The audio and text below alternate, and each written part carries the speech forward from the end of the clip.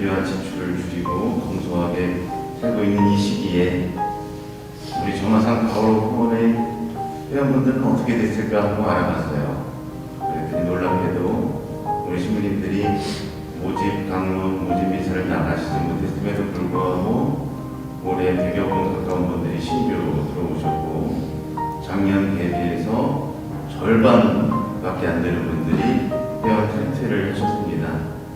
그 얘기는 아무리 경제적으로 어렵고 힘들더라도 우리 성소자들을 위한, 신학생들을 위한 이 후원이 결코 쓸데없다, 불필요한 지출이다 라고 생각하지 않으신다는 증거겠죠. 그래서 오늘 이 미사를 통해서 아무리 어려운 시련이 닥쳐도, 경제적 어려움이 있더라도 우리를 늘 잊지 않고 도움을 주시는 정화상 바오로 후원 회원분들을 위해서 온 마음 다해 기도하는 시간 갖도록 합시다. 안녕하십니까. 수원가톨릭대학교 총장 곽진상 제르바노 신부입니다.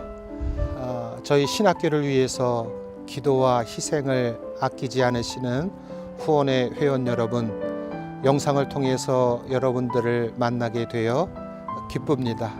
늘 여러분을 뵙고 싶고, 여러분을 모시고 따뜻한 밥 한 끼라도 대접해 드리고 싶고, 또 여러분들이 늘 고대하는 피정에 초대하고 싶었지만 코로나 사태로 할 수 없게 되었습니다.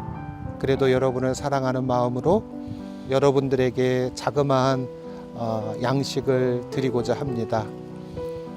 저희 신학생들은 여러분들의 기도와 후원으로 아무 탈 없이 이번 학기 잘 지내고 있습니다. 이 모든 것 여러분의 정성과 기도라는 거 잊지 않고 있습니다.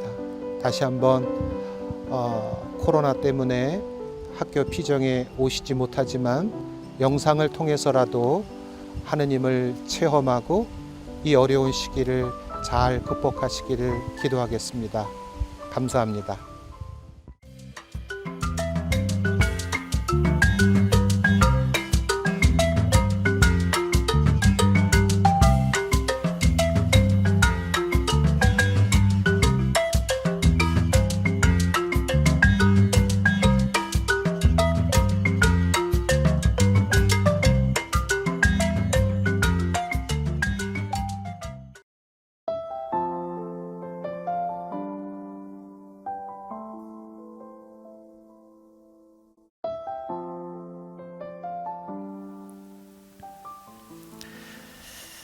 코로나 시대의 그리스도 신앙, 우리의 사랑이 깊어지도록 강의 시작하겠습니다.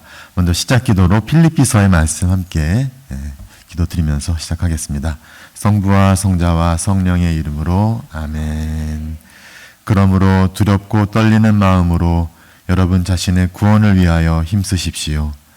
하느님은 당신 호의에 따라 여러분 안에서 활동하시어 의지를 일으키시고 그것을 실천하기도 하시는 분이십니다. 무슨 일이든 투덜거리거나 따지지 말고 하십시오. 그리하여 비뚤어지고 뒤틀린 이 세대에서 허물없는 사람, 순결한 사람, 하느님의 흠없는 자녀가 되어 이 세상에서 별처럼 빛날 수 있도록 하십시오. 아멘. 성부와 성자와 성령의 이름으로 아멘. 안녕하십니까? 저는 한민택 바오로 신부고 우리 수원가톨릭대학교에서 살고 있습니다. 오늘 이 강의는 우리 대학교의 후원회인 정화상 바오로 후원회 회원님들을 위해서 준비가 되었습니다. 오늘 이야기는 크게 세 가지로 나누어서 진행이 되는데, 첫 번째 주제는 그리움, 두 번째 주제는 시련, 그리고 마지막으로 세 번째 주제는 사랑이라는 세 가지 주제로 나누어서 이야기를 함께 여러분들과 나누어 볼까 합니다. 먼저 첫 번째 이야기, 그리움입니다. 요즘 여러분들 코로나 블루라는 말을 많이 들어보셨죠? 그 말을 들으시면 어떤 마음이 먼저 드시는지 모르겠습니다. 저는 코로나 블루 하면 가장 먼저 떠오르는 단어가 그리움입니다. 무엇보다도 사람에 대한 그리움, 만남에 대한, 그리고 소중한 만남에 대한 그리움, 그들과 만나고 싶은 그 간절한 그러한 심정, 이 모든 것을 보면 아마도 우리가 그렇게 어울려서 서로 만나고 나누고 함께 어우러져 살면서 우리 삶을 살아가도록 우리가 처음부터 그렇게 태어났다는 것을 의미하는 것은 아닐까 한번 생각을 해보게 됩니다. 그런 의미에서 지금 우리들이 살아가고 있는 코로나 시대의 거리두기를 생각해 볼 때 어떻게 보면 그토록 그리운 것이 사람이지만 또 한편으로는 그토록 지겨운 것도 사람이 아니었을까라는 생각을 해봅니다. 지금의 거리두기는 어떻게 보면 보다 더 나은 만남, 이전보다는 더 나은 관계를 위한 반드시 거쳐야만 하는 관문은 아닐까라고 생각도 해보게 되는 것이죠. 우리의 관계가 정말로 더 인간적이고 또 더 풍요롭게 되기 위해서 어쩌면 지금의 거리두기는 반드시 필요한 것은 아닐지 생각해 보게 됩니다. 사실 생각해 보면 그동안 우리는 얼마나 많이 힘들어했고 또 얼마나 무분별하게 다니고 만나고 말하고 뒷말하고 또 자기 뜻대로만 하려고 얼마나 애를 쓰면서 남을 괴롭혔습니까? 그 결과 우리는 서로를 그렇게 대하면서 만신창이가 되어 있었습니다. 지금 우리는 조용하게 또 거리를 두고 살면서 이전보다는 나은 내일을 준비할 그런 시간을 보내고 있는 것은 아닐까 생각해 봅니다. 그런 면에서 저는 성경을 펼치면서 예수님의 거리두기를 또 한번 떠올려 보았습니다. 예수님의 거리두기. 우리들 못지않게 아니면 우리보다 더 예수님도 거리를 두셨다는 거죠. 생각해 보면 수많은 사람들이 몰려와서 서로 이렇게 압사당할 그런 위험까지 있었을 때 예수님께서는 배를 띄우고 배 위에서 거리를 두고 사람들에게 말씀을 나눠주셨죠. 때로는 예수님은 이른 새벽에 일어나서 외딴 곳에서 홀로 기도하시면서 사람들과 그리고 제자들과 또 거리를 두셨습니다. 또 예수님은 제자들의 바람이나 여러 가지하고 좀 거리를 두고 당신이 가야 할 길을 가셨죠.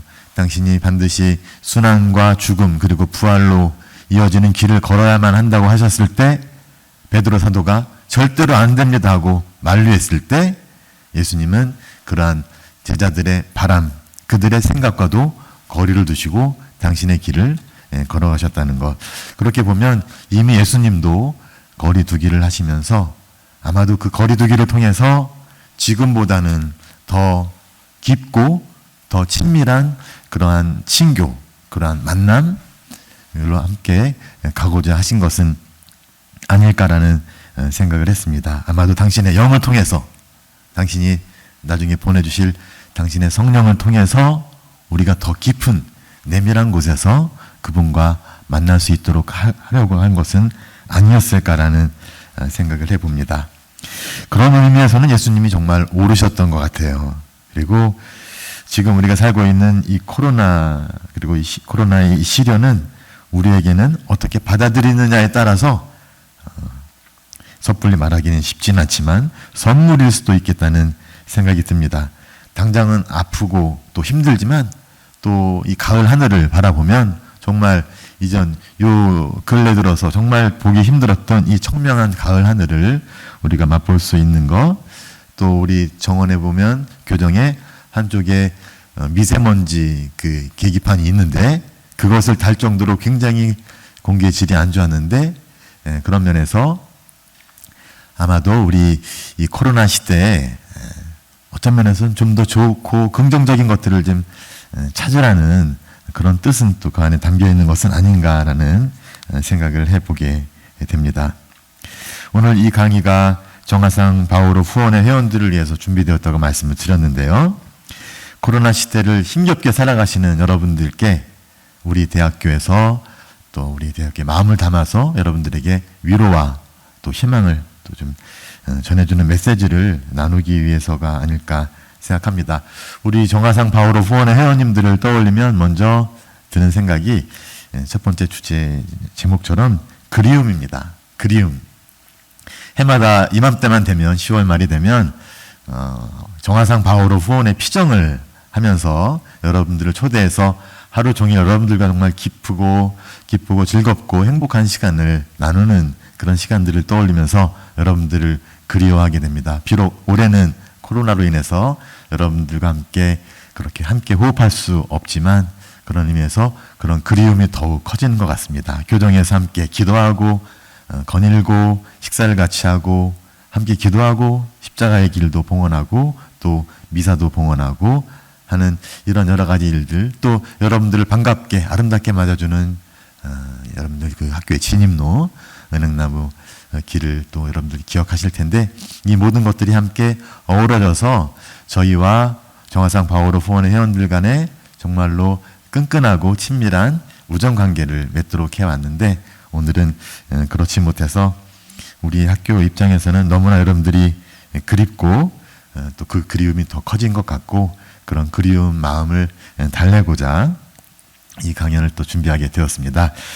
이 강연을 통해서 여러분들께 그러한 마음을 전해주고자 하면서 저는 가장 먼저 떠올렸던 사람이 우리들의 또 영원한 가황이라고 하죠. 최근에 테스형이라는 노래로 굉장히 많은 화제를 불러일으켰던, 저는 선생님이라고 부르는 나훈아 선생님을 떠올리게 됩니다. 정치권까지 들썩일 정도로 나훈아 콘서트, 추석맞이 나훈아 콘서트가 굉장히 큰 화제를 불러일으켰습니다. 때로는 나훈아 아리를 하고 있다는 말로도 들릴 정도입니다. 왜 그럴까? 아마도 나훈아 선생님의 그런 노래와 카리스마도 있지만, 또 한편으로는 이렇게 코로나로 인해서 힘들게 살아가고 있는 사람들의 마음을 위로해주고 또 용기를 불어넣어주고자 했던 그런 나훈아 선생님의 그런 마음이 더 와닿았기 때문이 아닐까라는 그런 생각을 해보게 됩니다. 특히 이 힘든 시기에, 코로나로 인해서 힘든 시기를 살아가는 이 사람들에게 그들의 마음을 또 어루만지고 공감하면서 위로해주는 이 노래, 테스형을 떠올리게 되면 바로 그런 마음을 잘 또 느끼게 됩니다. 어쩌다가 한바탕 턱 빠지게 웃는다. 그리고는 아픔을 그 웃음에 묻는다. 노래 한번 해요? 어쩌다가 한바탕 턱 빠지게 웃는다. 그리고는 아픔을 그 웃음에 묻는다. 이하생략. 네. 편집될 것 같습니다. 네, 그저 와준 오늘이 고맙기는 하여도 죽어도 오고마는 또 내일이 두렵다. 테스형! 세상이 왜 이래? 왜 이렇게 힘들어? 테스형, 소크라테스형, 사랑은 또 왜 이래? 하고 이어지는 그 테스형 노래를 여러분들 기억하십니다. 이 노래만을 잘 들으면 우리들의 심정을 또 여러분들의 심정을 너무 잘 표현하고 있지 않나 생각해 봅니다. 조금만 더 기다려 보자고. 내일은 더 좋아질 거라고. 그러니까 조금 더 버텨보자고. 그렇게 힘겹게 하루하루를 견디면서 버텨왔는데, 그 끝이 보이지 않는 그런 터널이 계속 이어지면서 많은 사람들은 코로나 블루라는 병에 걸리기도 하고, 이제는 그 우울함이 분노가 돼서 사회 곳곳에서 표출되고 있다고 합니다. 그래서 이 나훈아의 테스형이 우리에게 위로가 된 것은 이런 답답하고 원통한 마음을 우리 대신 너무나 잘 이야기해 주었기 때문이 아닐까라는 생각을 합니다. 그저 와준 오늘이 고맙기는 하여도 죽어도 오고마는 또 내일이 두렵다. 어떤 이에게 그 오늘은 또 그 내일은 얼마나 두렵고 힘겨운 짐으로 다가올지 모르겠습니다. 그런데 한편으로는 나훈아의 이 노래, 나훈아의 그 콘서트는 우리들에게 또 용기를 함께 가져다 준 것 같습니다. 코로나19 때문에 가만히 있으면 두고두고 후회할 것 같아서 그 콘서트를 기획하고 결국 그 답답함을 참지 못하고 국민을 위로하기 위해서 다시 시작하자고 격려하기 위해서 그 공연을 하였다고 합니다. 그리고 그 공연 중에 이런 말까지 했습니다. 할 거는 막 천지 빼깔이다. 밤새도록 할 수 있다. 이런 얘기를 하면서 그분의 열정을 우리들에게 보여주면서 다시 일어나자. 대한민국 어게인. 어떤 그런 용기를 주는 이야기를 한 것이죠. 우리도 답답하고 그래서 아무것도 할 수 없는 것만 같았는데 우리 신학교도 마찬가지죠. 정화상 바오로 후원에 피정도 할 수 없는 그런 답답함을 어떻게 할 것인가 찾아보니까 이렇게라도 강연을 통해서 여러분들과 만날 수 있고 또 인사말을 주고받을 수 있고 학교의 소식을 전해줄 수 있는 것만으로도 다행이라고 생각합니다. 그런 면에서 우리는 머리를 싸매고 찾아보면 할 수 있는 일은 천지 빼깔이다. 이 강원도 아니죠. 경상도 쪽에 표현이라고 하는데 이제 움직여야 한다는 겁니다. 물론 방역수칙을 잘 지켜야 되겠지만 움직여야 한다는 것이죠. 그래서 대한민국 어게인 이런 이야기를 하지만 우리는 어떤 면에서는 천주교 어게인 하면서 다시 우리 가톨릭 신자들의 어떤 열정을 불태울 시간이 다시 다가오지 않나라는 그런 생각을 해보게 됩니다. 나훈아의 테스형을 떠올리면서 저는 문득 한 분을 이렇게 떠올리게 되었습니다. 그분은 나훈아가 왜 대단하냐면서 몇천 년 전에 살았던 현자 인류 모든 사람이 존경하는 그런 철학자 소크라테스를 테스 형이라고 부르면서 호출한 것을 아마 멋지게 이렇게 보고 있는데 우리에게는 특히 저에게는 그 신부님이 떠오르는데 그 신부님은 테스 형이 아니라 스도 형. 뭡니까?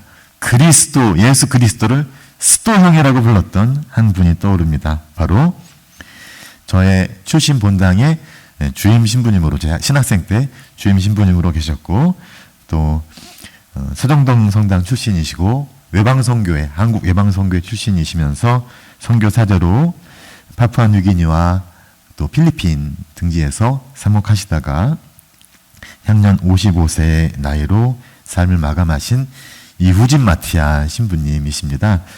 저하고 제가 신학생 때 저하고 굉장히 좀 친해서 신부님과 아주 오랜 시간을 많이 보낼 수 있었는데 어느 날은요 방학 때 사제관 응접실에 이렇게 서로 누워 있었어요. 서로 누워서 농담 따먹기를 하고 있었는데 신부님께서 문득 이런 말씀을 하시는 거예요. 굉장히 유머 감각이 출중하시고 재밌는 말씀을 많이 하셨는데 이런 말씀을 하시는 거예요. 야 민태가 스도형 대단해. 왜요? 어떤 율법학자가 말이야 와서 스승님 제일 큰 계명이 뭡니까 하니까 스도형이 모르는 거야. 그러니까 너는 어떻게 생각하느냐? 그러니까 율법학자가 다 이렇게 얘기를 했지. 첫째 가는 계명이 뭐고 둘째 가는 계명이 뭡니다 하니까 스도형이 그거를 딱 이렇게 기억하고 있다가 그 복음에 보면 또 다른 데 또 물어보잖아. 선생님 누구 보면 제일 큰 계명이 뭡니까 했을 때 그걸 기억하고 첫째 계명은 말이야 둘째 계명은 말이야 하면서 우리 스도형 정말 대단하신 분이야라고 농담 삼아 이야기를 하시면서 굉장히 자주 예수님을 스도형이라고 불렀던 신부님이 떠오르는데 사실 나훈아가 소크라테스를 테스형이라고 부르면서 대단한 인물로 오늘 이렇게 우리들에게 드러난다면 인류의 구세주를 형님으로 스도형이라고 부르면서 그분을 이야기했던 우리 이유진 마티아 신부님은 더 대단하다는 생각이 들었습니다. 그러고 보면 우리는 테스형을 찾을 필요가 없다는 거죠. 우리에게는 누가 있다? 스도형이 있다. 그래서 우리가 있었을 뿐이지 우리에게는 스도형이 있고 그래서 이 코로나 시대에 이 힘든 시대에 훈아 형님처럼 우리도 스도 형님을 불러서 좀 말을 좀 걸어볼까 말을 좀 걸어보면 어떨까 하는 생각이 듭니다. 스도 형 세상이 왜 이래 왜 이렇게 힘들어 하면서 그 다음에 스도 형 예수 그리스도 형 사랑은 또 왜 이래 스도 형 아프다 세상이 눈물 많은 나에게라는 그 테스형에 나오는 가사에 수도형을 붙여서 한번 불러볼까 하는 생각도 듭니다. 그런데 사실 잘 맞아 떨어지지 않는 듯한 느낌이 드는 것은, 왜냐하면 예수님은 소크라테스와 같은 철학자나 현자가 아니셨기 때문이죠. 소크라테스는 지혜로운 가르침을 남기고 독배를 마시고 세상을 떠났지만, 수도형님은 몸소 인류의 죄를 짊어지시고 십자가 위에서 죽음을 당하셨죠. 어쩌면 그분은 우리보다 더 큰 고통을 겪고 십자가 위에서 더 큰 목소리로 더 큰 외침을 남기신 분입니다. 아버지, 어찌하여 저를 버리시나이까? 아마 우리를 대신해서, 지금 이렇게 힘겨워하는 우리를 대신해서 이렇게 외치시는 것이죠. 아버지, 세상이 왜 이렇게 힘들어? 아버지라고 외치시지 않으셨을까? 그런 면에서 우리는 예수님에게 세상이 왜 이러냐고 묻지 않습니다. 그분은 우리보다 먼저 고통을 겪으셨고, 먼저 우리 대신 외치셨고, 우리 시련을 너무나 잘 아셨기 때문에 아마도 우리는 이렇게 그분께 물어야 하지 않을까 싶습니다. 스토 형님, 아시잖아요. 왜 이렇게 힘이 드는지. 이제 어떻게 해야 됩니까? 말씀을 좀 해주시고 제 대신 좀 외쳐주세요. 그리고 어떻게 해야 할지 좀, 어떻게 버텨내야 할지 알려주시고 제발 좀 힘을 좀 주셨으면 좋겠습니다. 이 힘든 시기를 이겨낼 수 있도록. 스토 형. 물론 우리 스토 형님은 우리들에게 즉각적인 답을 주지 않으시죠. 다만 십자가 위에서 묵묵히 우리를 바라보고 계십니다. 그리고 교회는 바로 그분 앞에서 그분을 따랐던 사람들을 바라보라고 이야기합니다. 예수님의 침묵과 예수님의 외침을 함께 들으면서 그분을 걸었던 사람들, 그 수많은 그리스도의 제자, 그리스도의 증인들을 바라보고 그들의 삶의 이야기에 귀를 기울이라고 합니다. 그들은 주님을 따라서 끝까지 걸었던 제자이고 증인이었죠. 우리와 똑같이 살았던, 어쩌면 우리보다 더 힘든 시련들을 겪었던, 하지만 우리와 똑같이 나약하고 똑같이 두려움이 많았던, 그렇지만 멈추거나 좌절하지 않고 끝까지 길을 걸었던 그 많은 사람들의 삶에 귀를 기울이면서 앞으로 걸어갈 수 있는, 단 하루를 살아갈 수 있는 힘과 용기를 얻으라고 교회는 우리들에게 가르치고 있다는 것이죠. 그런 면에서 어떻게 보면 우리는 그 수많은 신앙인들과 연대하고 있다. 시련 속에서 연대하고 있다. 그리고 그들만이 아니라 우리는 이 시련을 같이 겪고 있는 이 시대 모든 사람들과 함께 연대하고 있다는 것을 알려주고 있습니다. 어쩌면 코로나는 그동안 우리들이 알지 못했던 거 뭐냐? 우리 인류는 같은 배를 타고 같은 운명을 짊어지고 가는 운명 공동체라는 것을 코로나가 지금 우리들에게 알려주는 것은 아닌가. 그런 면에서 우리는 우리보다 먼저 시련을 겪었던 사람들, 우리와 함께 시련을 겪고 있는 사람들, 우리 이후에 이 시련을 함께 겪을 사람들과 연대하고 있다라는 것이고, 분명 신앙은 그 시련을 다르게 보도록 또 다르게 살도록 초대한다는 것이죠. 우리가 겪고 있는 시련은 이미 누군가가 겪었던 시련이라는 것이고요. 생각해보면 위대한 성인 성녀들 모두 그러한 시련을 겪었고 그러한 시련을 관통하셨다는 것이죠. 10월 첫날에 축일을 지내는 소아 테레사, 리즈웨의 소아 테레사 성녀도 그러하셨고, 우리 대학교 주보 성인이신 정하상 성인도 그러하셨고, 그 모든 사람들은 시련과 고난을 관통하는 가운데 그들이 발견했던 놀라운 희망의 길을 우리들에게 전해주고 있습니다. 교회 역사를 보면요, 그러한 시련은 끊이지를 않았던 것이죠. 그리고 신앙이라는 것이 시련이 완전히 사라진 뒤에 오는 평화만을 이야기하지 않는다는 것이죠. 신앙은 오히려 그러한 시련을 끝까지 관통했을 때 바로 그 시련 속에서 주어지는 희망, 시련 속에 피는 꽃에 대해서 이야기를 해준다는 것이죠. 우리는 지금 코로나로 인해서 고통을 겪고 시련 중에 있고, 하지만 이 시련을 함께 겪고 있는 모든 사람과 연대하고 우리보다 먼저 이 시련을 겪었던 사람들과 함께 하나로 이어지면서 그 시련을 신앙이라는 이름으로 달리 겪어낼 수 있다는 것이고, 그 신앙이 비록 힘들지만 오늘 하루를 또 살 수 있게 한다는 것을 알려주는 것이 아닌가 생각을 해보게 됩니다. 이렇게 그리움이라는 주제는 우리가 자연스럽게 시련 속에 피는 꽃이라는 이야기를 나누도록 초대해 주는 것 같습니다.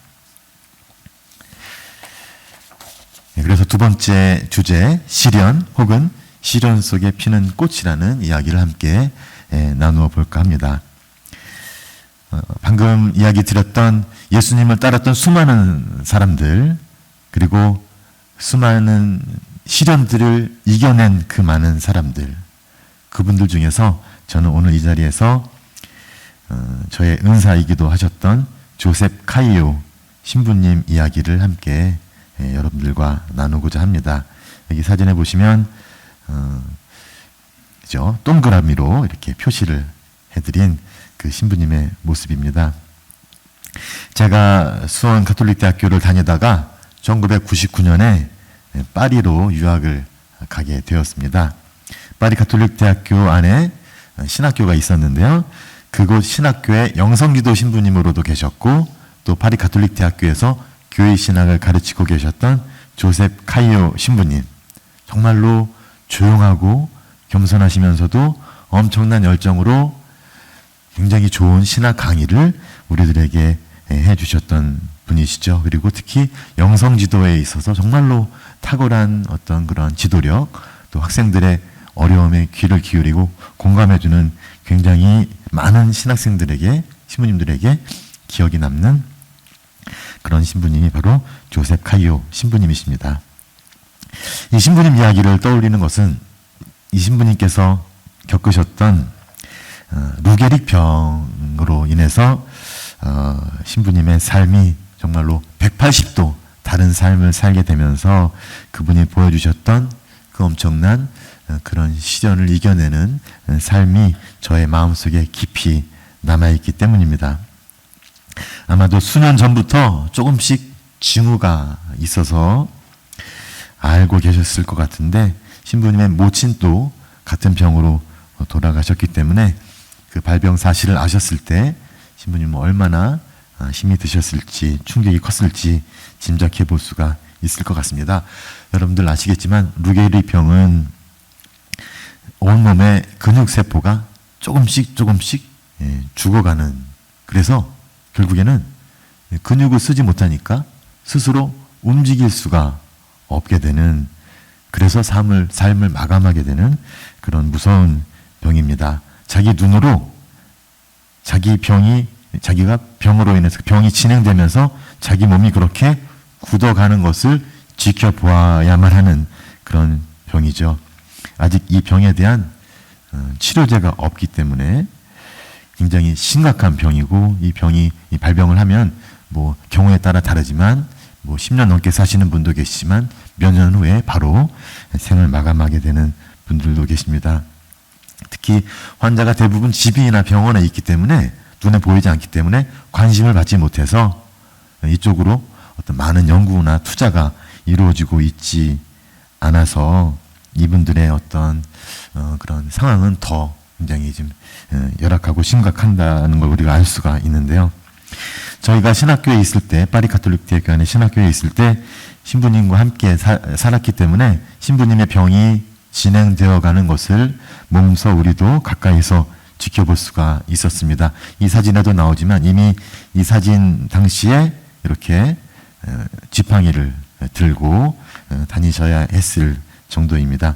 이 지팡이에서 휠체어로 갈아타시게 되고, 이제는 당신 스스로 할 수 있는 일들이 점점 더 없어지기 때문에 신부님께 마리 도미니크라는 수녀님이 간병인으로 이렇게 또 지금 봉사를 할 수 있도록 이렇게 배려가 되었던 것이죠.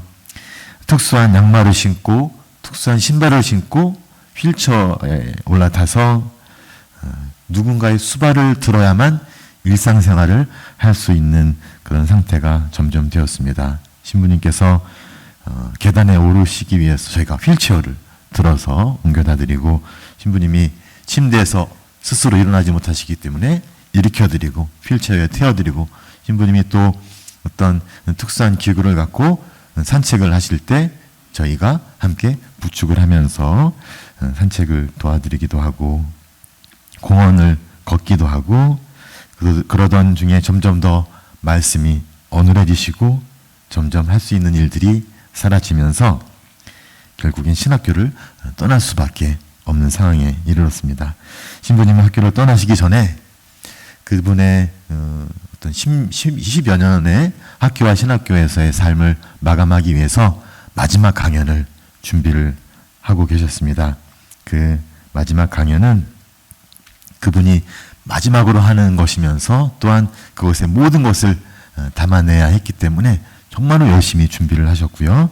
그 강연의 제목은 포기의 용기라는 것이었습니다. 아마도 개신교의 어떤 신학자 폴 틸리히라는 신학자의 존재의 용기라는 책에서 영감을 받으신 것 같은데 2002년 11월 5일이죠. 화요일 강연 당일 강연장은 학생만이 아니라 신부님의 가족과 지인 등 수많은 사람들로 가득 채워졌습니다. 조용히 진행되는 신부님의 강연을 들으면서 사람들은 많이 눈시울을 적셨습니다. 그 강연 안에는 그 신부님께서 어떻게 병을 받아들이시는지 그리고 그 병으로 인해서 살아가야 될 나날을 어떻게 준비하고 맞아들일 것인지 어떻게 살지 하는 그런 한 고민하는 신학자, 고민하는 신앙인, 고민하는 한 인간의 그런 어떤 애달고 처절한 마음이 그 강연 안에 담겨 있었죠. 2002년 11월 강연을 마치시고 신부님은 학교를 떠나셨습니다. 그리고 신부님을 다시 볼 수 있었던 것은 2003년 이듬해 1월 18일 저와 동료 신학생이 부재서품을 받을 때였습니다. 우리를 축하해 주기 위해서 힘든 몸을 이끌고 먼 길을 오셔서 함께 해주셨고 또한 2003년 같은 해 7월에 저와 같은 동료 신학생이 석사학위를 마치고 한국으로 돌아가게 되었을 때 곽진상 신부님, 지금 총장 신부님이시죠. 당시 유학 중이셨던 곽진상 신부님의 제안으로 우리 셋이 그 프랑스 바닷가 브르타뉴 지방에 있는 신부님이 머무시는 별장으로 가서 마지막으로 인사를 드리자는 신부님의 그 제안에 함께 신부님을 찾아뵈러 갔었고 그때 생트 르네라는 어떤 굉장히 유명한 휴양 도시인데요. 그곳에 가서 신부님과 함께 신부님을 뵙고 신부님과 함께 미사를 드리는 시간을 가졌습니다. 신부님 움직이실 수가 없기 때문에 신부님과 함께 곽진상 신부님의 주례로 미사를 함께 봉헌하였고 또 미사 함께 봉헌한 다음에는 그쪽 아주 아름다운 브르타뉴 지방의 해변가를 신부님 빼고 우리들끼리 거닐면서 그날이 또 혁명기념일 전날이었어요. 그리고 혁명기념일 전날에는 프랑스 혁명기념일 7월 13일 이제 전날 7월 13일이죠. 이럴 때 늘 불꽃놀이가 있는데 신부님도 저희와 함께 불꽃놀이를 정말 그렇게 보고 싶어 하셨는데 마리 도미닉 수녀님께서 허락해 주시지 않으셔서 왜냐하면 감기가 들면 이 루게릭에 걸린 병에 걸린 사람은 굉장히 위험하죠. 그래서 허락을 받지 못하고 어쩔 수 없이 우리끼리만 불꽃놀이를 보고 우리가 이렇게 사진을 찍어서 신부님께 보여드리면서 아쉬움을 달랬는데 신부님도 이런 불꽃놀이의 모습을 보면서 굉장히 기뻐하셨던 기억이 새록새록 납니다. 그날 밤에 그날 불꽃놀이를 보고 와서 그날 밤에 곽진상 신부님의 제안이셨던 것 같아요. 신부님을 하룻밤 간병해 드리자. 그 마리 도미닉 스님께 휴가를 드리자 이런 이제 이야기 생각이었죠. 그래서 수연님 오늘 밤은 푹 쉬시고 저하고 저희 동료가 함께 신부님을 모시겠습니다. 곽진상 신부님은 주무셨던 것 같아요. 네. 갑자기 생각이 나네. 네. 우리를 시켜놓고. 네. 근데 아무튼 그날 밤에 하룻밤에 그 간병에 했던 경험이 저희들에게는 너무나 깊이 정말 이렇게 남아 있어서 오늘 저는 이 시간에 한번 그 이야기를 함께 나눠보려고 하는데요.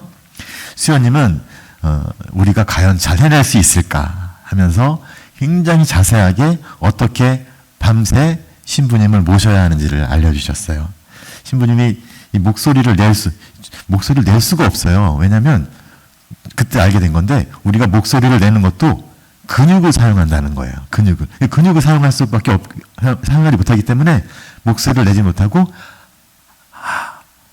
숨소리를 통해서만 의사를 소통을 할 수밖에 없기 때문에 그래서 신부님께서 주무시는 동안 우리가 거실에서 자고 있는데 우리가 필요하면 신부님께서 마찰음을 내세요. 소리로 입으로 마찰음을 내시면 우리는 거실에서 자다가 스피커로 소리를 들어요. 그러면 벌떡 일어나서 신부님 방에 가면 신부님께서 아주 작은 소리로 이거 이렇게 부탁을 하시는 거예요. 그런데 밤에 뭘 부탁을 할까? 이게 못 움직이는 것이 신부님께는 잠을 제대로 잘 수가 없게 만들더라고요. 다리가 불편해. 다리에 자꾸 옮겨줘야 돼요. 그리고 목이 말라요. 근데 물을 드시다가 이게 기도로 물이 들어가면 큰일 나잖아요. 그래서 절대로 물을 들이면 안 돼요. 그러니까 낮에 일어서서 앉은 상태에서만 물을 조심스럽게 마셔야 되지 누워있는 상태에서는 절대 물을 마시면 안 돼. 그래서 면봉에다가 물을 적셔서 입술만 축여주는 정도로만 해야 된다. 그리고 다리를 움직이고 하는 여러 가지 신부님의 부탁을 잘 이렇게 듣고 해드려야 된다. 그런 당부 말씀을 듣고 저희는 정말 큰 마음을 먹고 간병을 시작했는데 아마도 그날 밤 한 20번 정도는 신부님이 우리를 부르셨던 것 같아요. 그러니까 거의 잠을 잘 수가 없을 정도였어요. 그렇게 보면 그 마리 도미닉 수녀님께서 신부님 간병을 하는데 얼마나 힘든 나날들을 보내셨는지를 우리가 알 수 있지 않았을까. 그날 밤에 신부님께서 입에 목이 마르다고 해서 면봉에 물을 이렇게 적셔드리니까 신부님이 숟가락에 물을 달라고 해요. 너무 목이 마르니까 어쩔 수 없이 저희가 물을 조금 드렸어요. 그러면 안 되는데. 근데 신부님 또 고집이 세세요. 물 줘! 그래서 물을 드렸더니 아주 좋다 하면서 더 줘! 하면서 물을 몇 모금 드시면서 그 다음에 그것만이 아니라 다리가 뜨거워요. 이게 움직일 수 없으니까 뒤꿈치가 굉장히 뜨겁고 그런 불편한 그런 상태에서 저희가 자꾸만 다리를 옮겨드리고 하는 여러 가지 일들을 하면서 신부님이 불편하신 것을 저희가 해결해 드리려고 했는데 그래서 우리는 밤새도록 거의 잠도 자지 못하고 밤새도록 신부님께 보필을 해드리는 아마도 신부님도 거의 잠을 주무시지 못했던 것 같습니다. 아마도 잠을 거의 못 주무시는 그런 상태로 사는 것이 또 루게릭병 그 환자가 아닐까라는 생각을 해보게 됐습니다. 아무튼 그날 길었던 밤이 지나고 아침에 일어나서 신부님 또 일어나시는 걸 또 도와드리면서 또 그때 마리 도미닉 수녀님이 다행히 오셔서 신부님을 온몸을 닦아드리고 면도를 해드리고 양치를 하고 또 머리를 다시 이제 손질하고 모든 것을 하면서 옷을 입히고 휠체어에 딱 앉으시고 나니까 이제는 정말로 누가 봐도 우리와 똑같은 평범한 한 인간이 되어서 휠체어에 앉아 계시더라는 거죠. 그거를 보니까 정말로 마리 도미닉 수녀님께서 하셨던 일이 어떤 것인지 얼마나 그 신부님의 인간으로서 갖고 있는 그 품위와 고귀함을 지키도록 노력했는지가 마음에 정말 전달되는 그런 상황이었죠. 그래서 신부님과 함께 아침 식사를 하고 저희는 잠깐 밖으로 나가서 브리타뉴 지방의 해변가를 거닐면서 시간을 보낼 수 있었습니다. 우리나라로 따지면 서해바다인 거죠. 제가 또 서해바다 출신이기 때문에 근데 그쪽에 서해바다는 여기 나오는 사진은 저의 2003년에 부재 때 모습인데 죄송합니다. 다른 사진이 없어서. 네, 그런데 이렇게 산책을 마치고 신부님과 이제 점심 식사를 하고 마지막 작별 인사를 해야만 하는 그런 때였습니다. 그래서 신부님과 함께 점심 식사를 하면서 우리가 또 먹여드렸죠. 그리고 나서 신부님은 저희와 작별 인사를 나누기 위해서 마지막 준비를 하셨습니다. 어떤 준비를 하셨냐? 신부님은 그 루게릭병에 걸렸을 때 그래도 말을 할 수 없지만 조금은 노력해서 말을 하는 연습을 배우셨어요. 의사한테. 그래서 저희들한테 마지막 작별 인사를 하기 위해서 배에 힘을 주는 어떤 그런 연습을 하고 계셨습니다. 그리고 나서 저희들에게 힘을 주고 힘을 주고 저희들에게 마지막으로 한 말 프로로 본노디나시용 소품 잘 받아. 그리고 또 한마디 덧붙이셨습니다. 어떤 말이냐면 말이 도미니 그 기머거리. 그 말이 저는 너무나 마음이 정말 이렇게 아팠어요. 왜냐하면 이 말을 잘 못하니까 말이 도미니 수녀님이 제대로 알아듣지를 못하는 거야. 그러니까 얼마나 답답해요. 그래서 그 수녀님과의 어떤 그런 힘겨웠던 그런 소통의 어떤 순간들을 이야기를 하시는 건데 동시에 이런 농담까지 하실 정도로 굉장히 정말 인격적으로 굉장히 친한 어떤 사이였고 또한 농담을 하실 정도로 신부님은 당신의 마음을 다잡고 그 힘든 시기를 이겨내고 계셨다는 것이죠. 그리고 이런 마지막 말을 나눈 다음에 저희는 마지막 작별 인사를 하고 파리로 그리고 이어서 한국으로 돌아올 수 있었습니다. 그해 9월에 2003년 9월 19일 사제서품을 받고 열흘 후에 그때 당시 함께 있었던 한 봉사하는 자매님으로부터 이메일을 받았습니다. 신부님께서 병원에서 조용히 선종하셨다는 소식이었죠. 아마도 저희가 사제서품을 받았다는 소식을 들으셨을 것이고요. 아마도 큰 기쁨으로 당신의 마지막 나날들을 평화로이 보내시지 않았을까 생각합니다. 저는 지금 종종 아직도 생각합니다. 그분께서는 어떻게 그 힘든 시간을 사셨을까? 자신의 육신이 조금씩 죽어가는 것을 지켜보는 것, 그리고 스스로 할 수 있는 것이 아무것도 없어서 그 모든 것을 그 누군가의 손에 맡겨야만 한다는 것, 그것을 받아들이면서 사는 것이 얼마나 힘들었을까? 나라면 과연 살 수 있었을까?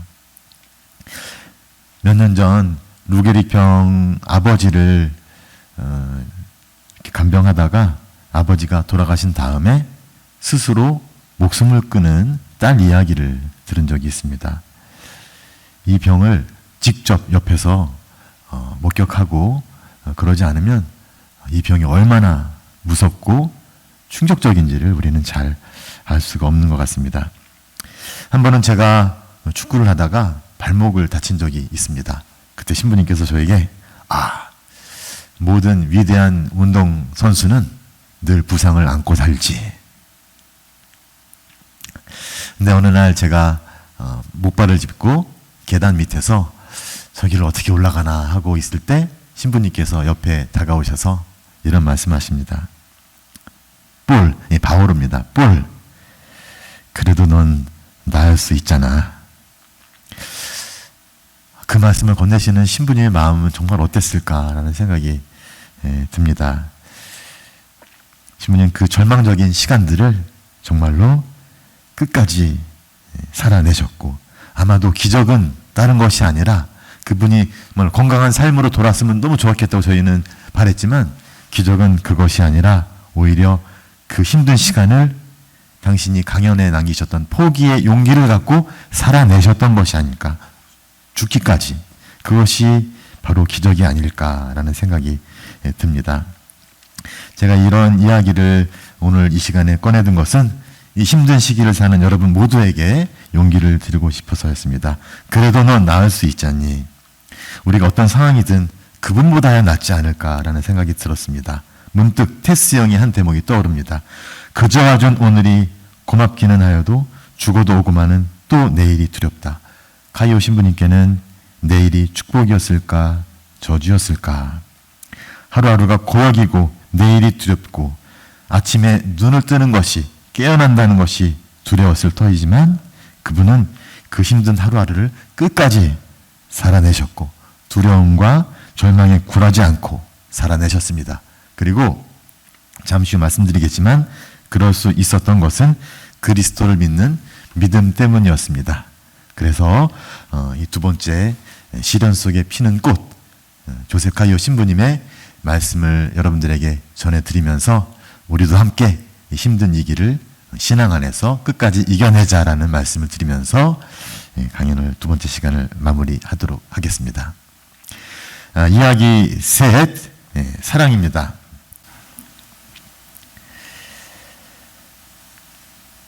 이제 우리는 세 번째 주제, 사랑이라는 주제로 오게 되었습니다.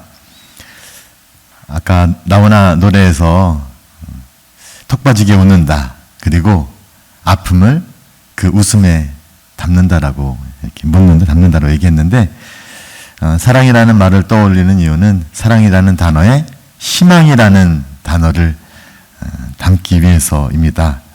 맞습니다. 우리는 희망을 찾고 있습니다. 그리고 그 말을 어디에서 찾아볼 수 있을까 생각해 봅니다.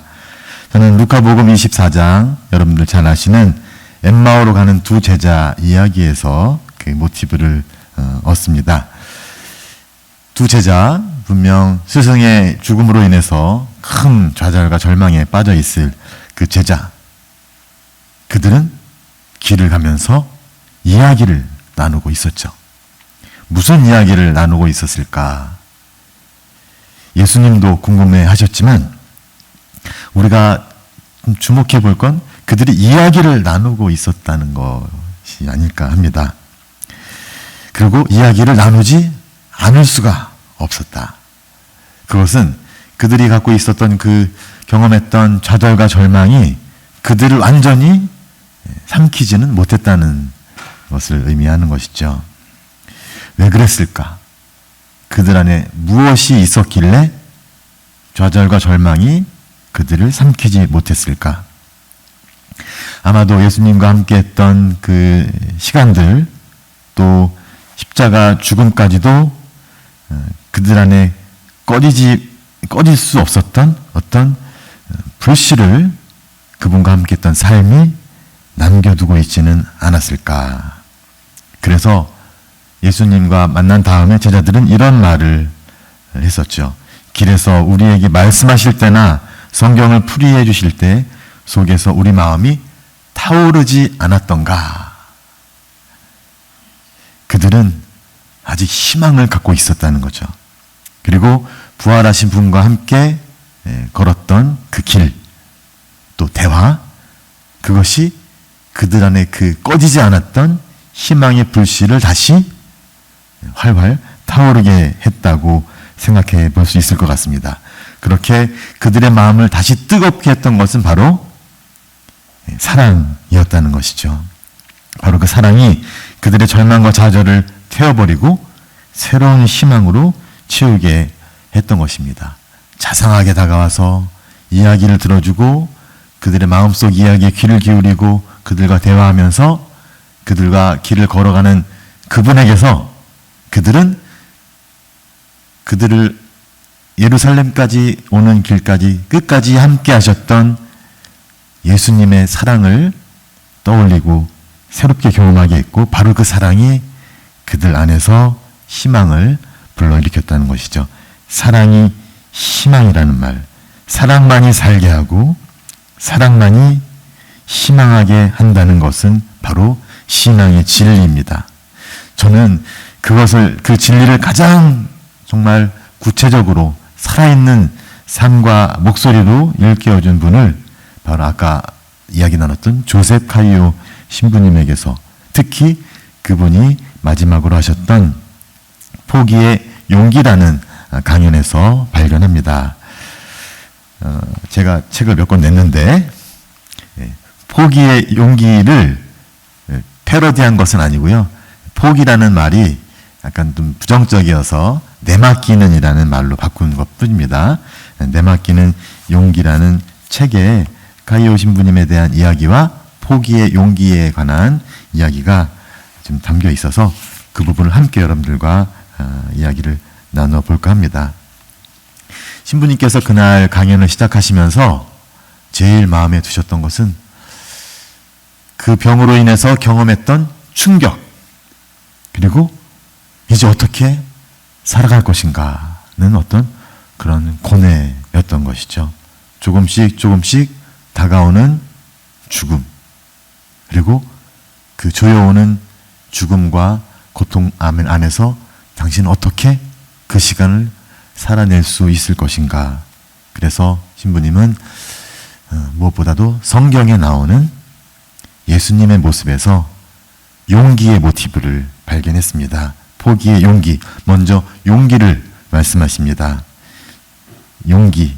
바로 예수님께서 예루살렘으로 올라가시기로 결심하시고 발걸음을 옮기셨던 바로 그 장면입니다. 하늘로 올라가실 때가 찾아 예수님께서는 예루살렘으로 가시려고 마음을 굳히셨다.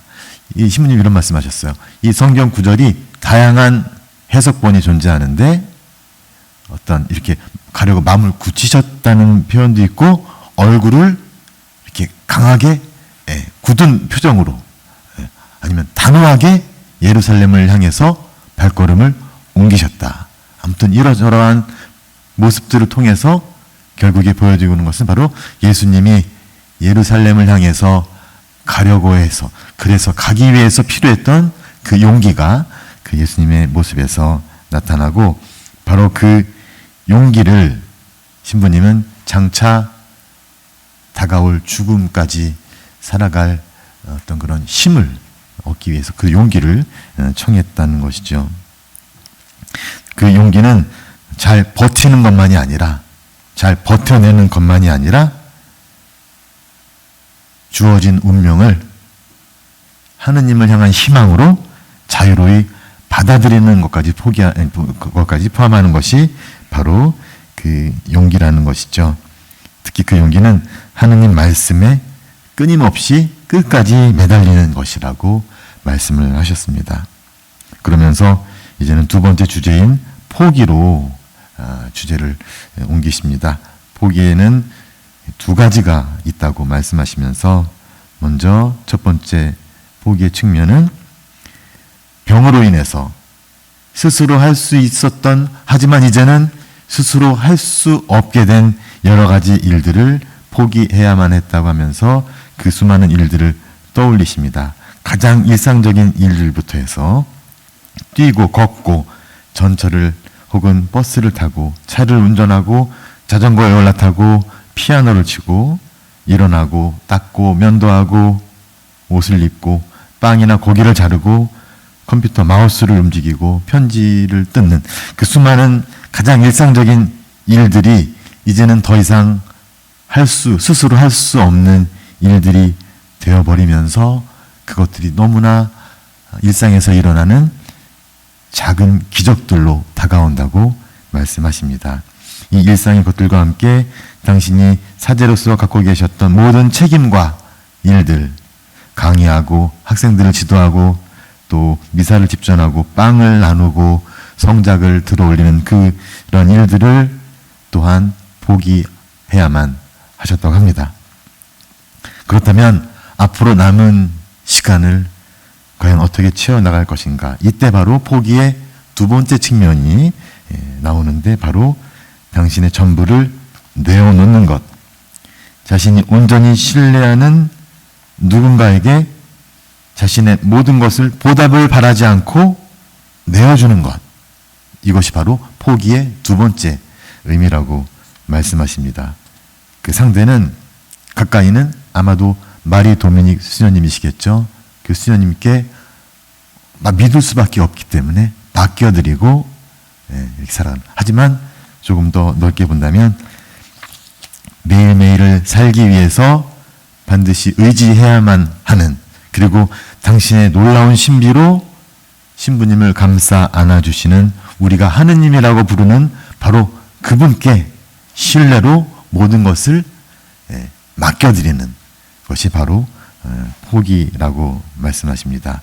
그런 하느님의 부드러움에 자신을 포기한다는 것은 알 수 없는 열린 미래를, 내일을 맞닥뜨리는 것이고, 그런 법을 배우는 것이고, 조금씩 다가오는 번뇌와 어렵게 거쳐야만 하는 죽음을 향해 가는 것이라고 말씀하십니다. 비록 우리가 용기가 나약하다고 말씀하시지만 예수님께서도 용기를 갖고 예루살렘으로 올라가셨지만 겟세마니의 번뇌를 겪어야만 했던 것처럼 결국에는 그분과 함께 그 모든 것을 겪으면서 하느님 아버지의 두 팔에 자신을 모두 내어놓고 포기하는 것을 말씀하시면서 바로 여기에 예수님을 따랐던 길에 기쁨이 자리한다고 말씀하십니다.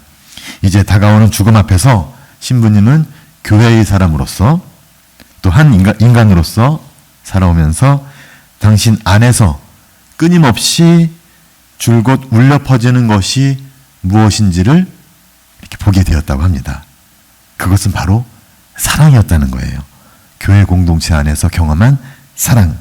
바로 그 사랑은 사도 바오로가 코린토 전서에서 이야기했던 모든 것을 덮어주고 모든 것을 믿으며 모든 것을 바라고 모든 것을 견뎌내는 사랑, 언제까지나 쓰러지지 않는 사랑이라고 합니다. 그래서 그 사랑이, 교회에서 발견했던 그 사랑이 결코 쓰러지지 않는다면, 그래서 죽음처럼, 아니 죽음보다 더 강한 힘을 지닌 것이라면 이제 신부님에게 남아있는 삶의 유일한 길, 유일한 의미는 바로 사랑이라는 것이죠.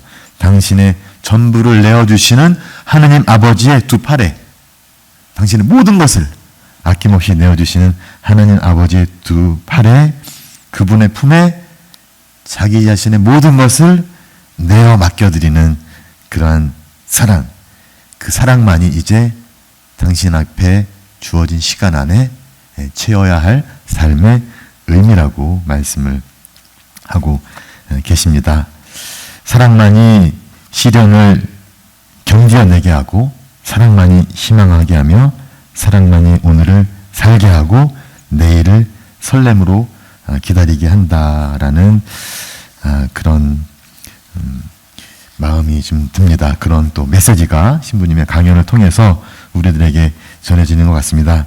그런데 우리는 그 진리를 까이오 신부님의 이야기에서만이 아니라 바로 우리 한국 초대교회 신자들의 신앙과 삶에서 그와 똑같은 진리를 살았던 삶의 모습을 발견하게 된다는 것이죠. 몇 달 전에 저는 파리에서 연락을 좀 받았습니다.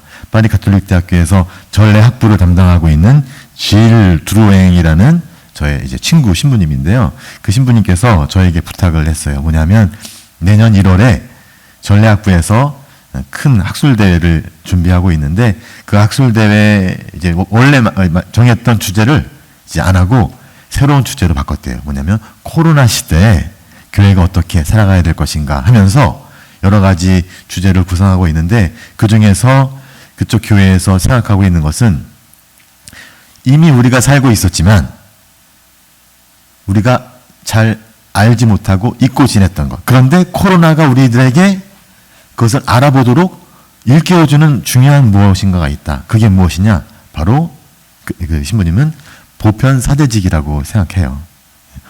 모든 신자들이 세례 성사를 통해서 주어지는 보편사대직. 근데 미사가 중단되고 성사가 중단되고 모임이 중단되고 성당에 나갈 수 없을 때 신자들은 과연 어떻게 그 보편사대직을 살아갈 것인가라는 질문이죠. 그런데 이러한 질문 앞에서 한국 초대교회, 특히 사제가 없었을 때, 또 성사나 미사가 집전되지 않았을 때 그 엄청나게 길었던 시간을 한국 신자들은 어떻게 살아냈을까? 보편사제직을 어떻게 실현시켰을까? 어떻게 살아냈을까? 아마도 한국 초대교회 신자들에게서 오늘 코로나 시대를 살아갈 어떤 모티브, 어떤 실마리를 찾아볼 수 있지 않을까 해서 저에게 한국교회 초대교회 신자들의 이야기를 해달라는 부탁을 했습니다. 저는 그 이야기를 듣고 코로나 시대에 전 세계가 아마도 한국교회, 초대교회에 주목하고 있지 않나. 여러분들 내년 유네스코가 지정한 기억해야 할 인물이 누굽니까? 김대건 안드레아 신부님이세요. 놀랍지 않습니까? 전 세계가 한국 초대교회 신자들의 주목을 하고 있다는 것이죠. 코로나 시대에 프랑스 교회만이 아니라 전 세계가 한국 교회, 한국 초대교회 신자들의 삶의 신앙에 다시 주목을 하고 있습니다. 한시적으로 미사가 중단되고 종교 모임이 금지된 지금에 비해 한국 신앙 선조들은 훨씬 더 힘들었던 시기를 살았을 테지만 그분들은 교촌에 모여서 함께 살면서 신앙을 키워가고 신앙을 지켜냈습니다. 그분들은 무기력증에 빠지지 않았습니다. 오히려 서로 의지하고 도우면서 미사가 없더라도 서로 신앙을 키워갔고 신앙을 전수했던 것이죠. 뜻하지 않은 박해가 닥치고 무서운 칼이 목숨을 위협했을 때 그들은 순교로 고귀한 삶을 봉헌할 수 있었고 신앙으로 새로 찾은 삶을 하나님과 교우들과 함께하는 그 삶이 얼마나 소중하고 고귀한 것인지를 순교로 그렇게 증언해낼 수 있었던 것이죠. 보통의 경우 순교를 극단적인 위기 상황에서 죽음을 선택하는 것으로 생각을 하는데 그보다는 신앙 진리 때문에 목숨을 내어놓을 수 있었던 것에는 그분들이 그 교촌 신앙에서 발견했던 사랑 그리고 그 안에서 발견했던 우리 이 삶의 소중함 그거에 대한 깊은 체험이 있었기 때문에 목숨까지 내놓을 수 있지 않았을까. 이제 신앙이 이제 공동체가 너무나 소중한 것이 되어서 나의 삶을 포기하면서까지 지켜낼 수밖에 없었던 것이죠. 이 코로나 시대에 우리는 다시금 한국 신자들의 초대교회 신자들의 삶에 또 삶을 향한 열정을 주목을 합니다. 그것은 신앙으로 새로 찾은 삶의 고귀함과 숭고함에 관한 것이었죠. 역설적이지만 순교자들이 삶을 버리고 죽음을 택한 것이 아니라 오히려 죽음으로 삶을 택하였다고 이야기할 수 있을 것입니다. 신앙을 통해서 발견했던 그 삶, 고귀하고 아름답고 행복했던 그 삶, 하느님과 교우들과 함께 살았던 그 삶이 너무나 소중하고 좋았기에 그 삶을 포기하지 못하고 목숨을 내놓았던 것이죠. 우리가 주보로 모시고 있는 정하상 성인의 상제상서, 여러분들 우리 역사 홍보관에 상제상서의 전문이 기록이 돼서 진열이 되어 있죠. 그 안에 보시면 상제상서 물론 한문이 돼서 번역본을 보셔야 되겠지만 이런 부분이 있습니다. 바로 그 이야기를 잘 표현해 주는 것이죠. 애석하게도 저 사람들이 이런 지경에 이르러도 조금도 불쌍치 않단 말입니까? 옥중에서 죽어가고 성문 바깥에서 처형되는 것이 끊이지 않아 피눈물은 도랑을 이루었고 통곡소리 하늘에 울리고 있습니다. 아비는 자식을 부르짖고 형은 아우를 부르짖으니 마치 궁핍하여 돌아갈 곳 없는 사람처럼 되고 말았습니다. 맑고 좋은 세상에 이 무슨 광경입니까? 이 정하상 성인의 이 눈물 어린 호소는 자기 자신의 목숨만을 구하기 위해서가 아니라 고귀한 삶을 함께 발견하고 함께 신앙을 살았던 그 소중한 교우들의 생명을 구하기 위한 것이었죠. 최선의 방법으로 일변하여 금령을 늦추고 체포령을 거두어 옥에 갇힌 이들을 놓아주시어 온 백성들과 함께 평안하고 즐겁게 태평을 누릴 수 있도록 해주시기를 천번 만번 바라고 또 바랍니다. 교촌에서 천주교 신앙에서 발견한 그 사랑, 그분들의 삶을 변화시키고 새로운 희망을 준 그 교우촌 공동체의 그 사랑과 삶을 향한 열정에 우리가 다시금 주목해야 하는 이유입니다. 우리가 오늘 살아가고 있는 이 하루하루의 삶은 그분들이 그토록 살고자 갈망했던 삶이 아니었을까. 그분들의 사랑과 또 그 삶의 고귀함은 그분들이 겪은 시련 속에서 더욱 깊어졌고 서로가 서로에게 더없이 소중한 존재가 되었습니다. 시련 속에서 굴하지 않고 오히려 시련 속에서 함께 희망하고 또 함께 견뎌내고 서로가 살아갈 수 있도록, 그래서 사랑의 열매가 맺도록 하였던 것이죠. 이 코로나 시대가 우리에게 큰 시련으로 다가오지만 어쩌면 우리에게 더욱 소중한 것을, 그동안 잊고 있던 더욱 소중한 것을 발견하도록 초대하고 있는지도 모릅니다. 그것은 바로 우리가 신앙을 물려받은 신앙 공동체, 사랑으로 맺어진 공동체, 주님 사랑의 열매를 맺은 공동체가 아닐까 합니다. 처음에 시작했을 때 함께 떠올렸던 단어 그리움. 우리의 그리움은 옛날에 평범했던 일상일 수 있지만 그보다는 함께 모여서 기도하고 함께 미사를 봉헌하고 함께 마음을 열고 함께 우리들의 고통을 나누고 서로가 서로의 이야기를, 바람을 들어주고 했던 그 아름다운 공동체를 향한 그리움일 것입니다. 왜냐하면 바로 그 공동체가 우리들의 성소이기 때문입니다. 우리가 새로 태어난 곳이고 새로운 삶을 물려받은 곳이고 우리를 양육시키고 길러주신 곳이 바로 그 공동체고 그곳이 바로 희망의 장소입니다.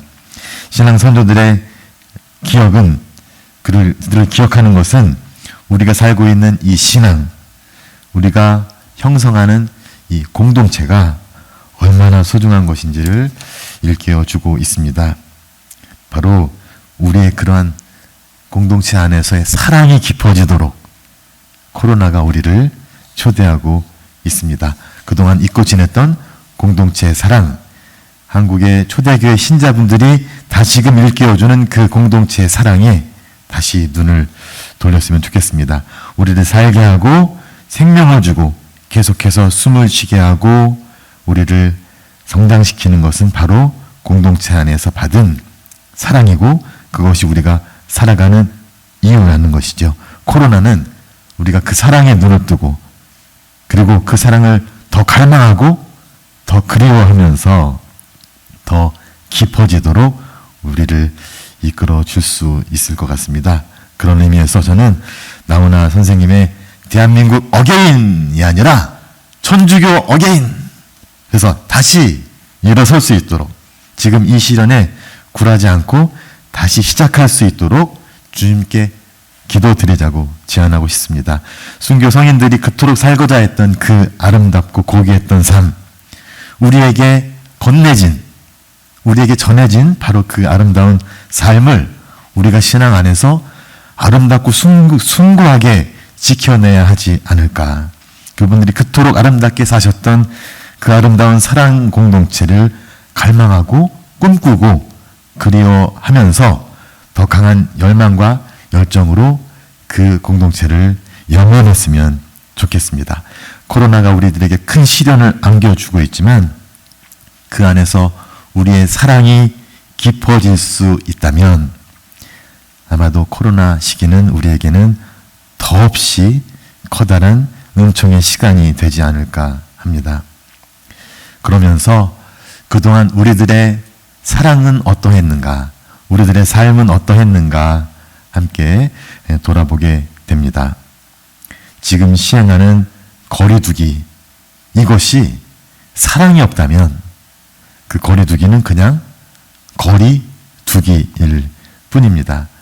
하지만 우리가 사랑으로 이 거리두기를 살아낼 수 있다면 우리는 서로와 서로 관계를 맺고 사랑으로 돈독해지는 다른 방식의 사랑 행위로 그 거리두기를 살아낼 수 있을 거라고 생각합니다. 우리는 신앙으로 코로나를 바라보고 신앙으로 거리두기를 바라봅니다. 지금은 비록 거리두기로 인해서 멀리 떨어져 있고 조심스럽지만 어쩌면 이 거리두기가 예전보다 더 나은 만남, 더 나은 관계를 위해서 반드시 필요한 것은 아닐까 생각해 봅니다. 예수님께서 떠나기로 마음을 먹으셨던 것은, 그리고 제자들과 거리를 두셨던 것은 보다 더 깊이 그분과 일치할 수 있도록 하기 위함이 아니었을까. 성령께서 지금 우리를 더 탄탄한 끈으로 묶어주기 위해서 지금 우리를 잠시 떼어놓고 계신 것이 아닐까 생각합니다. 그 새로운 만남이 정말로 아름답기 위해서 우리는 좀 더 본질로 돌아올 필요가 있습니다. 신앙이 일깨우는 것은 우리 각자가 소중한 역사, 신성한 역사, 그리고 자유롭게 사랑하도록 창조된 존재라는 것이죠. 그것은 우리 자유가 타인을 침범하지 않도록, 우리가 타인에게 혹은 타인이 우리에게 지옥이 되지 않도록 적절하면서 창조적인 거리를 두어야 하는 존재임을 신앙은 우리들에게 이야기를 하고 있다는 것입니다. 아마도 지금 거리두기의 시간이 우리가 더 나은 관계를 맺어가도록, 더 아름다운 공동체를 만들어 가도록, 더 신앙이 깊어지도록 하는 그러한 필요한 거리두기가 아닐까 생각합니다. 세상은 지금 코로나 블루가 아니라 우리 신앙의 눈으로 볼 때 세상은 코로나 그린, 코로나 옐로우가 되어가고 있습니다. 온통 청명한 공기와 푸르름, 울긋불긋 아름답게 물든 단풍이 지금 이 세상을 덮고 있습니다. 코로나가 그렇게 인류를 힘겹게 했지만 자연은 정말로 보란 듯이 봄을 맞아야 하고 여름을 내고 가을의 아름다운 풍경을 그렇게 만들어냅니다. 우리 마음도 그렇게 그린으로, 옐로우로, 단풍색으로 아름답게 물들일 수 있도록 나에게 가장 중요한 것, 나에게 가장 소중한 사람, 나에게 가장 소중한 신앙인들 또 신앙 공동체에 대해서 생각해 볼 수 있으면 좋겠습니다. 그리고 우리의 사랑을 가장 필요로 하는 이웃에게 귀를 기울이고 그들을 향해서 마음을 열고 손을 내밀 수 있다면, 사랑으로 삶을 내어줄 수 있는 계기가 되어줄 수 있다면 좋겠습니다. 그럴 때 분명 우리는 우리 각자의 삶을 성령과 함께 아름다운 제사로 봉헌할 수 있을 것입니다. 우리들의 삶을 아름다운 제사로 봉헌한다는 것, 우리들의 삶을 거행한다는 것, 우리들 각자가 주님의 사제직에, 보편 사제직을 통해서 주님의 사제직에 참여해서 우리들의 삶을 거행하고 그분께 예물로 봉헌한다는 것이 바로 우리들에게 주어진 보편 사제직을 완수하는 길이 아닐까 합니다. 오늘 이 부족한 강연을 통해서나마 여러분들이 그러한 코로나 시대에 신앙인으로서의 자부심과 긍지, 그리고 또 신앙의 소중함, 또 주님의 부르심을 다시 한번 일깨울 수 있는 시간이 되었으면 좋겠고요. 이 시간 마무리하면서 로마서 5장의 말씀을 함께 기도로 봉헌하면서 마무리하도록 하겠습니다. 성부와 성자와 성령의 이름으로 아멘. 믿음 덕분에 우리는 그리스도를 통하여 우리가 서 있는 이 은총 속으로 들어올 수 있게 되었습니다. 그리고 하느님의 영광에 참여하리라는 희망을 자랑으로 여깁니다. 그뿐만 아니라 우리는 환난도 자랑으로 여깁니다. 우리가 알고 있듯이 환난은 인내를 자아내고 인내는 수양은 희망을 자아냅니다. 그리고 희망은 우리를 부끄럽게 하지 않습니다. 우리가 받은 성령을 통하여 하느님의 사랑이 우리 마음에 부어졌기 때문입니다. 아멘. 성부와 성자와 성령의 이름으로 아멘. 감사합니다. 잔잔하진 않고 가림의 산 오르는 길을 너른 산책길이 아닌 것을 넘어져도 힘에 자라 놓치지 마오.